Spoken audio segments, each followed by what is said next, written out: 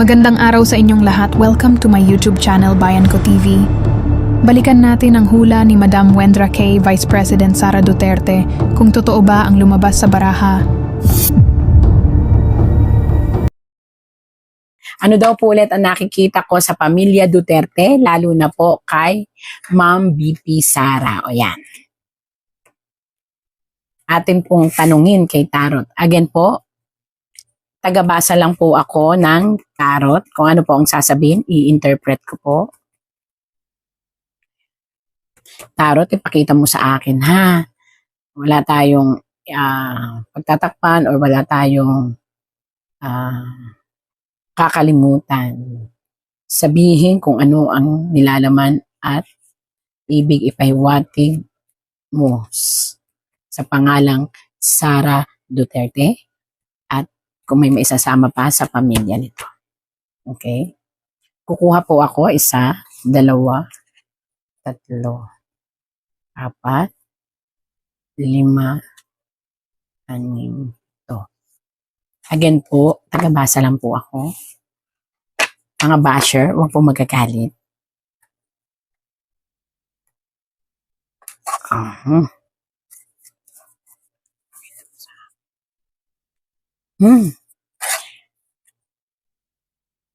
Ito po ay isang kamay na may hawak na espada na kung inyo pong susumahin, ito po ay may mga dahon. Ayan, nakita nyo, ipapaliwanag ko pa. At may korona.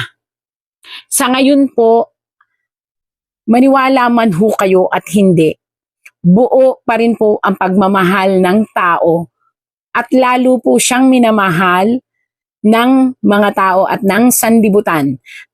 Kaya po siya may corona, nagsisignifies po ito sa isang babae na may tatag, may tapang, mayroong paglaban, mag-isa. Kahit ang mga nasa paligid niya ay pilit siyang pinababagsak. Bakit po sinabing pinababagsak? Kung makikita nyo po, ang kanyang dahon instead na pataas ay pababa. Ibig sabihin, pinabababa po ang kanyang trono, ang kanyang pagiging matapang. Pero bakit ho nasabi ko sa inyo na still? Ayan na naman ha, baka sabihin nyo makadi-DS ako. Sinasabi ko lang ho ang sinasabi ng Tarot, mananatili siyang matatag kahit sino pa ang magpabagsak sa kanya. Ayan, ang daming gustong magpabagsak sa kanya.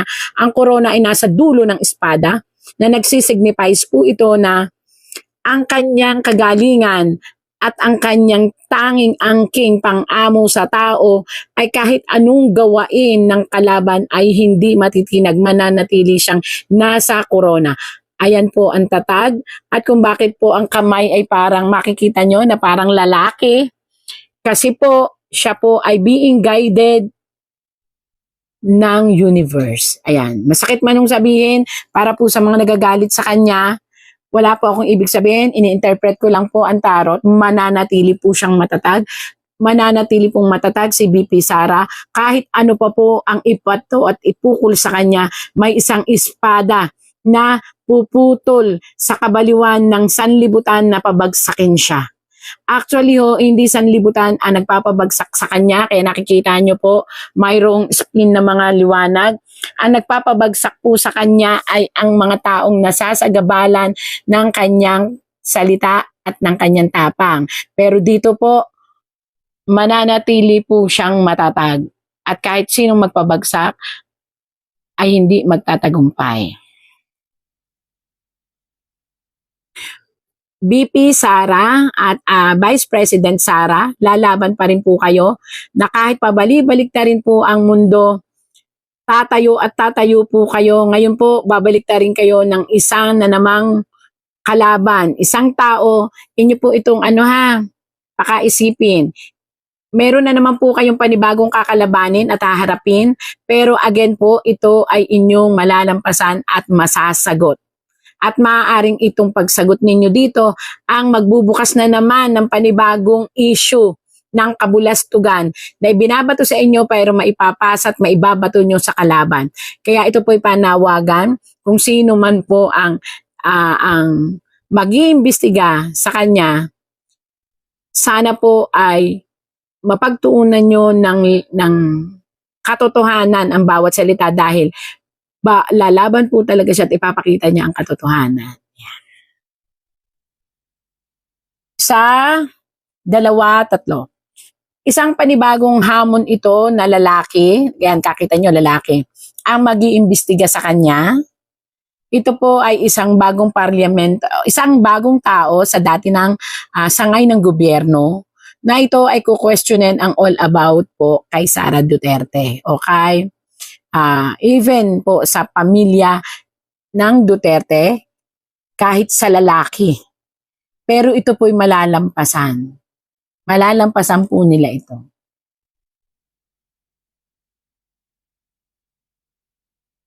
Hindi ko alam po kung sino ito, pero isang lalaki. Isang lalaki po ang titistigo at magpapatunay ng isang sitwasyon kay Ma'am BP Sara o sa pamilya ng Duterte at ito'y magiging matibay na sandata nila para sila ay manalo sa panibagong akusasyon na ibibintang or itatanong sa kanila. Ayan po. Isang tao na ano po nitong taong to, prominente, paniniwalaan ng tao at ito po ay dedicated na tumulong sa pamilya Duterte para ilabas ang katotohanan. Ang layo pa ng eleksyon pero ang daming nagdidiwang. Ang layo pa po ng eleksyon pero ang daming nagdidiwang upang pabalikin ang isang babae na dating kumandidato upang ilaban kay BP Sara. At ito ay kakalabanin pa ng isa pang babae. So, 3 babae po ang talagang magmimithi na kumandidato. Ang layo pa naman ho, 2028 pa yata ang kandidatuhan. Yung isa ay pilit na ibabalik ng mga supporter niya, pero kung ako sa kanya, gagamitin lang po siya. Ito ay nasa malayo, nasa abroad. Ito namang isa nasa Pilipinas, pero siya mismo ang may gustong kumandidato siya. Siya po ay palaging na-expose. Palagi siyang minsan meron siya kinakaharap ngayon na investigasyon tungkol sa mga kaso na may kinalaman din sa katiwalian. Babae po ito, gusto rin niyang kumandidato bilang isang presidente. At nakikita niyo po ba ito? Etong babae na ito na nakaharap, isa pa ring babae na nasa mataas na katungkulan ng Senado or kongresista na babae ang gusto rin tumakbo bilang isang presidente. Pero para po sa akin bilang isang tarot reader na may opinion, napakalayo pa po ng 2028. Pero ako na po ang nagsasabi sa inyo, pakagugulin niyo po ang oras at panahon kasi darating ang time na ang mga tao ay mag-aaklas. Maaring bago dumating ang 2028, may mag-aklas at magiba ang mga prominenteng politician kasi magsasama-sama ang mahihirap. Kung noon may tinarot po ako na sinabi ko na magsasama-sama ang iba't ibang kulay, ngayon hindi po. Tunay na mahihirap ang magsasama-sama po. So ibig sabihin po nito, may ipaglalaban na silang tao at may pabababain na silang tao. Ayan po.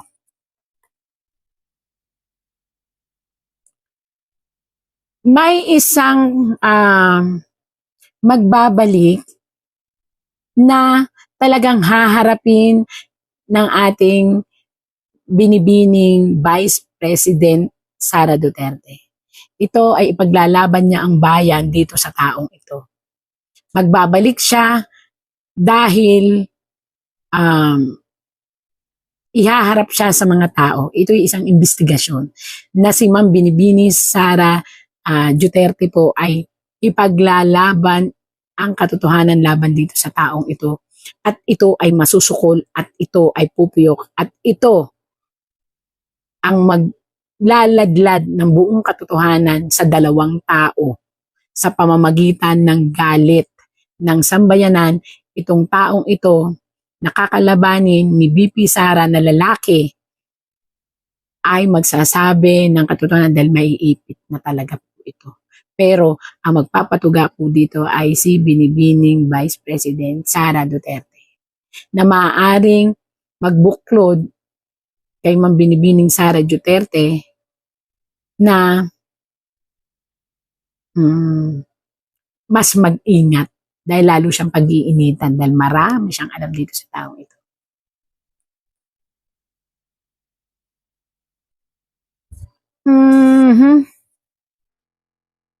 I don't know pero kinakailangan talaga pong may uwi ang isang matanda na dating presidente. Kailangan po siyang may uwi ng Pilipinas. Kaya kung ako po, nananawagan po ako sa ating gobyerno, pauwiin nyo na po ito ng matiwasay, ng maayos. Huwag nang lagyan pa ng kung anong kaso dahil ito yung magbubuklod sa isang kilusan ng mahihirap na magsama-sama at hindi nyo na mapipigil bago mangyari pa po itong kalungkutan na ito. Ito po ay isang paglisan, pag-aabang ng mga mahal sa buhay na parang spiritual po ito ng isang taong may karamdaman. So maaaring si Tatay Digong po ito. So kailangan kung ako po ang gobyerno para wag nang maging magulo, pakiusap po, pauwiin nyo na po siya. Wala nang mga api-apila or ano pa man po. Salamat po. Ako po yung nagsasabi lang po, ayan po kitang-kita nyo. Oh. Pati ang langit, pati ang kalikasan, nagagalit na. Marami pa pong darating hanggat hindi napapauwi si Tatay Digong ng maayos.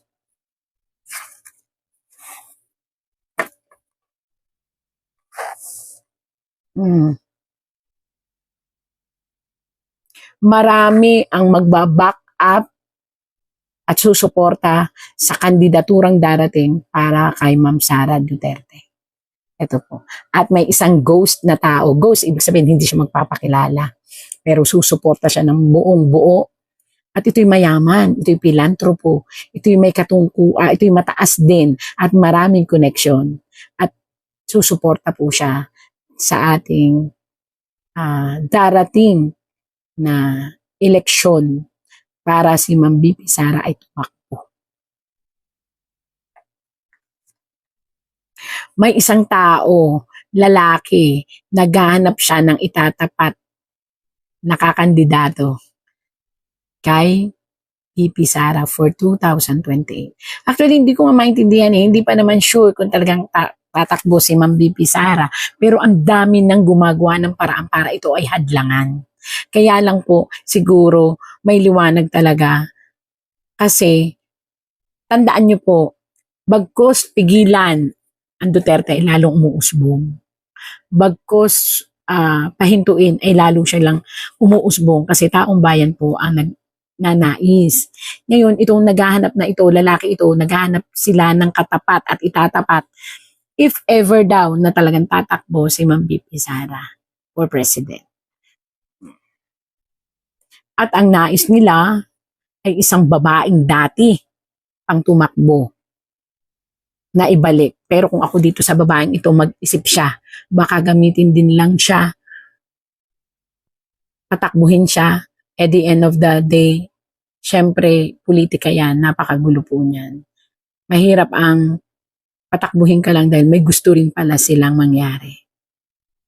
Baka magamit lang siya. Pero ito ay dating tumatakbong pagka-presidente po. Ang nais ipalaban kay if ever daw tatakbo si Ma'am BP Sara. And isang lalaki na bago pa lang sumisibol, which is part ito ng mga Soto. So, ito sinabi ko na pero kung ako kay Vico Soto, kung ako kasi bakit ko nasabing si Vico Soto to? Pansinin niyo po ang itsura ng lalaki. Bata pa, matipuno, ang dami niyang gustong gawin at may nagawa naman talaga siya. Pero kung ako sa kanya, wag muna. Hindi pa ito ang panahon para sa kanya. Baka dumating ang time, magamit din lang siya. Hayaan natin na mahinog muna siya. At huwag siya magpadala sa mga sulsul ng kung sino-sino. Wow. May isang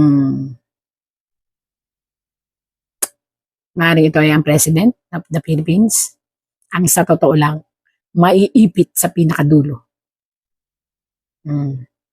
Tagisan na ito ng paglalabas ng katotohanan. Kaya maiipit ito sa dulo. Kaya kung ako kay Mr. President, sa ating Presidente,